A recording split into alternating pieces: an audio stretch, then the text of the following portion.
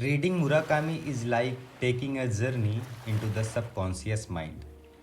His stories are surreal and dreamlike, but always grounded in the reality of human experience. Yann Martel, author of Life of Pi. Litflix reviews के एक और episode में आपका स्वागत है। आइए जानते हैं मुराकामी के उपन्यासों और कहानियों में एकांत का क्या अर्थ है। मैं मुराकामी का इंट्रो नहीं दूंगा। मुझे उम्मीद है अगर आप यहाँ तक आए हैं तो उनसे कहीं ना कहीं वाकिफ ज़रूर होंगे। तो चलिए शुरू करते हैं। अपने लेखन की शुरुआत के बारे में मुराकामी बताते हैं कि एक बार वे बेसबॉल मैच देखने गए और मैच खत्म होते होते उन्हें यह एहसास हो गया कि वे लिख सकते हैं। उसके एक साल बाद उनका पहला उपन्यास हियर द विंड सिंग अवतरित हुआ। उसके बाद तो सब कुछ एक जादू है। मुराकामी रोज तड़के 4 बजे उठते हैं, 5-6 घंटे लिखते हैं और फिर रनिंग और स्विमिंग के लिए चले जाते हैं। उनका लेखन एक लंबे पद्य की तरह महसूस होता है। वे शब्दों से हमें रोमांटिसाइज करने की कोशिश नहीं करते। उनकी लेखनी की गहराई ऐसी है कि आंखों में उनका लिखा चित्र बनकर उतरने लगता है। उदाहरण के लिए अपने उपन्यास नॉर्वेजियन वुड में मुराकामी पास्ता बनाने की प्रक्रिया को पानी के उबलने, टोमेटो सॉस की महक और पास्ता के टेक्सचर को इतनी तफसीली से वर्णित करते हैं कि पास्ता का स्वाद मुंह में आ जाता है। मुराकामी की कहानियां और उपन्यास जापानी संस्कृति और उसके रहन सहन का एक वसीयतनामा है, जहां मुराकामी जापानी आध्यात्मिकता की मुलाकात उसकी वास्तविकता से कराकर लोगों को शौक देते हैं। जापानी संस्कृति बाकी दुनिया की संस्कृति से बहुत अलग है। वहां लोगों में एक दूसरे के पर्सनल स्पेस और प्राइवेसी के लिए एक स्वीकार्यता है। मुराकामी पर इसका असर बहुत ही कम उम्र में हो गया था। 22 की उम्र में ही उनकी शादी हो गई थी और कॉलेज से निकलने के तुरंत बाद ही आजीविका के लिए उन्होंने एक जैज क्लब चलाना शुरू कर दिया था। अपने उपन्यास what I talk about when I talk about running में वे कहते हैं, मैंने दूसरों के साथ रहने की आवश्यकता को समझा और सबसे महत्वपूर्ण हिस्सा कि हम खुद से खुद को नहीं बचा सकते। उनका यह वाक्य हमें यह समझने में मदद करता है कि अपनी युवावस्था से ही मुराकामी अपने एकांत से न सिर्फ परिचित थे बल्कि उसे जी भी रहे थे। मुराकामी जहां एक तरफ कहते हैं कि हम खुद से खुद को नहीं बचा सकते, वहीं दूसरी तरफ वो यह भी मानते हैं कि हमारे दुख बहुत ही व्यक्तिगत होते हैं। इसमें अगर कोई हस्तक्षेप भी करे तो उसे रोक देना उचित है। मुराकामी दुख को भी एकांत में जीने की सलाह देते हैं। जैसा कि मुराकामी नॉर्वेजियन वुड में लिखते हैं, मैं कभी अकेला नहीं रहा। मैं एक कमरे में रहा हूं, मैंने खुदकुशी महसूस की है। मैं डिप्रेस्ड रहा हूं, मैंने बेकार महसूस किया है। पर मैंने ऐसा कभी नहीं चाहा कि कोई उस कमरे में आए और वह सब ठीक कर दे जो मुझे परेशान कर रहा था। एकांत का अपना ही एक अजीब सा सौंदर्य है। अपनी उम्र के इस पड़ाव पर उन्होंने यह भी माना कि सामाजिक होना भी बेहद आवश्यक है। मुराकामी कहते हैं कि दुनिया को लेकर उनकी समझ और उसे अलग तरीके से जीने का नजरिया भी उन्हें अपना जैज क्लब चलाते हुए ही हुआ। सच ही तो है, जब तक हम यह नहीं जानेंगे कि भीड़ क्या है, अकेला होना क्या होता है, कैसे जान पाएंगे? और अगर अकेला होना ही नहीं जान पाए तो एकांत को कैसे समझ पाएंगे? गौतम भी बुद्ध बनने के बाद दुनिया की ओर ही लौटते हैं। वे जानते हैं कि संसार माया है, लेकिन फिर भी वे उसी माया में लौटते हैं। भले ही गौतम की तरह नहीं, बुद्ध की तरह लौटें। कारण कुछ भी हो, लौटना पड़ता ही है, वरना एकांत की परिभाषा ही संकट में आ जाएगी। खुद को अकेले एक कमरे में ढकेलने की प्रक्रिया को हम एकांत समझ बैठते हैं, जबकि वह अकेलापन है। अकेला होना एकांत होना नहीं होता।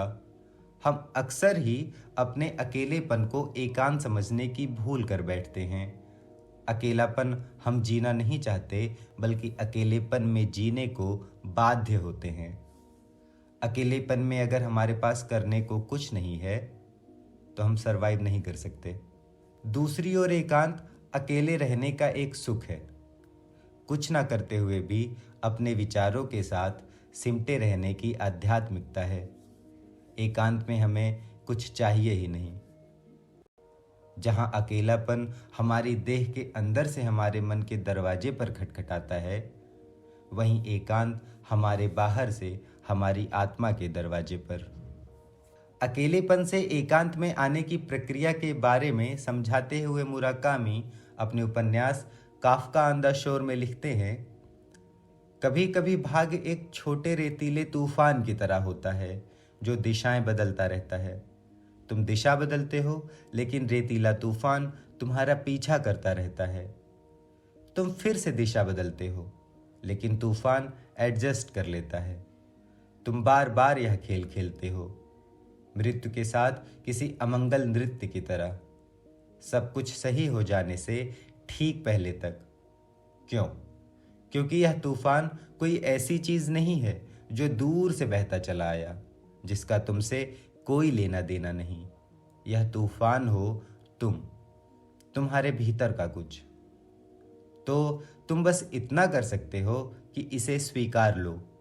तूफान के अंदर चले जाओ, अपनी आंखें और अपने कान बंद कर लो ताकि रेत अंदर ना घुस सके, और एक एक कदम बढ़ाकर इससे बाहर निकल आओ।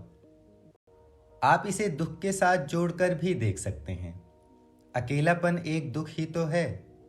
मेरे लिए मुराकामी का यह कोट अकेलेपन से एकांत में आने के सुख को चित्रित करता है।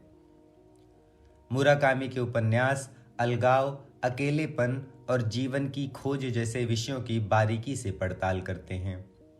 उनके पात्र अक्सर आउटसाइडर होते हैं जो दुनिया में अपनी जगह बनाने की कोशिश करते रहते हैं। वे अक्सर इंट्रोस्पेक्टिव होते हैं। अपने विचारों के साथ एक लंबा वक्त बिताना उनके स्वभाव में निहित होता है।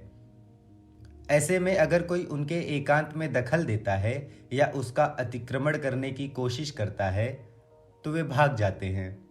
नॉर्वेजियन वुड में नायक टोरू वतनबे अपने अतीत की यादों से परेशान है और अपने आसपास के लोगों के साथ घुलने मिलने की कोशिश करता रहता है। काफका ऑन द शोर में काफका तमूरा अपने पिता के संरक्षण से निकलकर अपने यथार्थ, अपने आप को ढूंढने की इच्छा रख घर से भाग जाता है, और the wind up bird Chronicle में नायक टोरू ओकाडा अपने मन के खिलाफ जाकर अपने जीवन के सही मायने समझने की तलाश में जुट जाता है। यह भागना कवि आलोक धनवा की भागी हुई लड़कियों की तरह भागना है, या शायद अज्ञे के शेखर की तरह भागना। पर भागना बेहद जरूरी है। इस भागने में ही वापस पाने की इकाई छुपी हुई है। सोचिए क्या होता अगर गौतम अपने घर से नहीं भागता, या अशोक के मन से हिंसा नहीं भागती। मुराकामी अपनी कहानी अपने अंदर ढूंढते हैं। जब भी कुछ लिखना होता है वे कुछ पात्र बना लेते हैं और सोचते हैं कि अब ये पात्र क्या करेंगे। उनका नायक हमेशा कुछ ढूंढता रहता है, जैसे कि एक भेड़ जो अलौकिक चीजें अनुभव कर रही है। ऐसे में वे इन पात्रों में गहरे उतरने लगते हैं।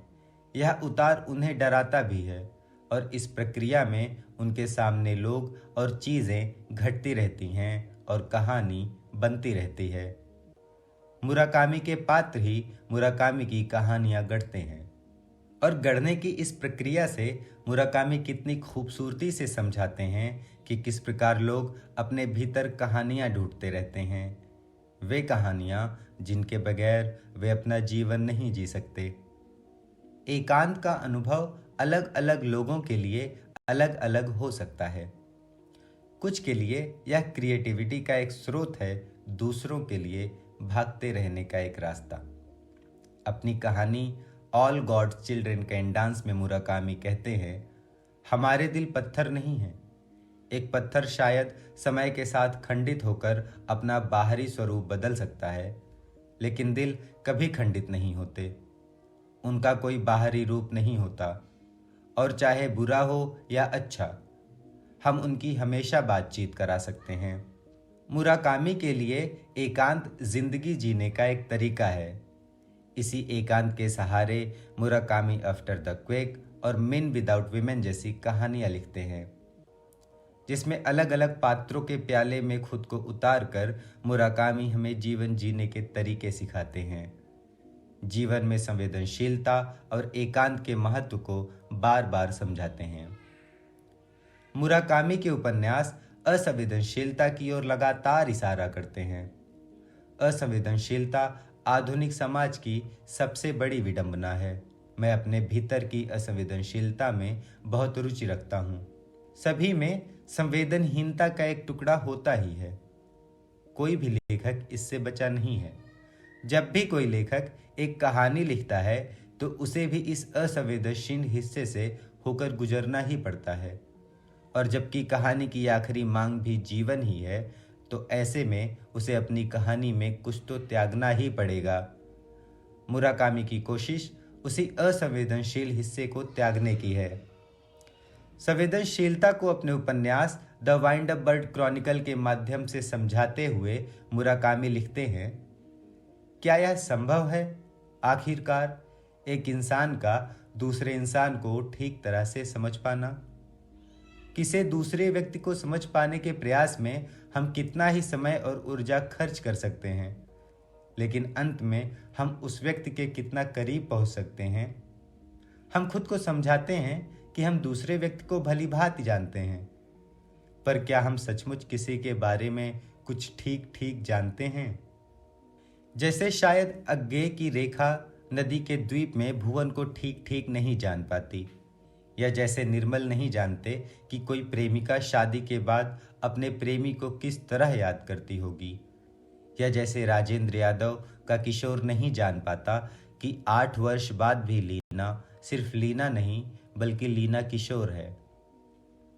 मुराकामी नहीं जानते कि उनकी कोशिशों से कितना बदलाव आएगा। हम भी नहीं जानते, बस कोशिश करते रहते हैं चुपचाप।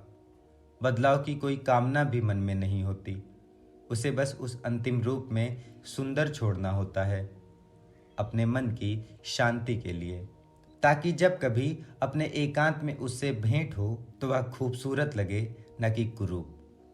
एकांत एक कॉम्प्लेक्स और अक्सर गलत समझा गया अनुभव है, लेकिन हारुकी मुराकामी जैसे लेखकों के लिए यह रचनात्मक प्रक्रिया का एक मूलभूत हिस्सा है।